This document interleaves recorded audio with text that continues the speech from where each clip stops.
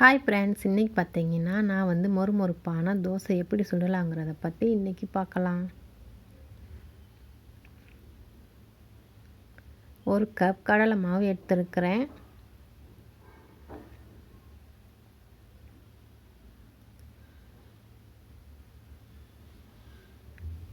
அதே கப் அளவில் வந்து நான் மைதா மாவு அரை கப் எடுத்துருக்கிறேன்.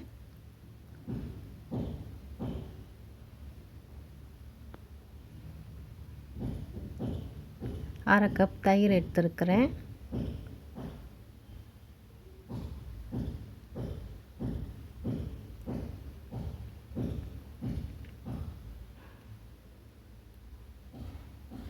அரை டீஸ்பூன் உப்பு போட்டுக்கிறேன்.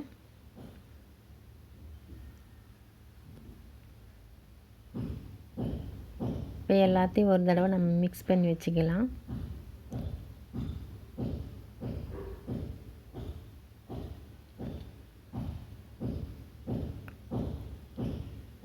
இப்போ தண்ணி ஊற்றி நம்ம கட்டி இல்லாமல் நல்லா பிணைஞ்சி வச்சுக்கலாம்.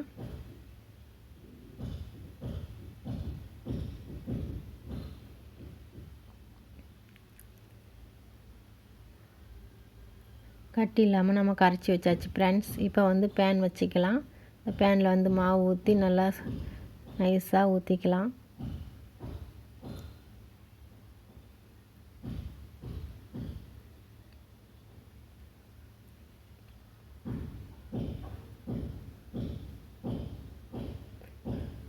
இந்த தோசைக்கு வந்து சட்னி, சாம்பார் எல்லாம் எதை வேணாலும் வச்சு சாப்பிட்லாம் ஃப்ரெண்ட்ஸ்.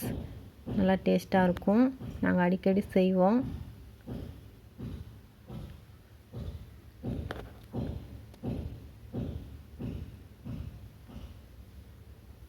இப்போ வந்து தோசையை வந்து நம்ம பெரட்டி போட்டுக்கலாம் ஃப்ரெண்ட்ஸ்.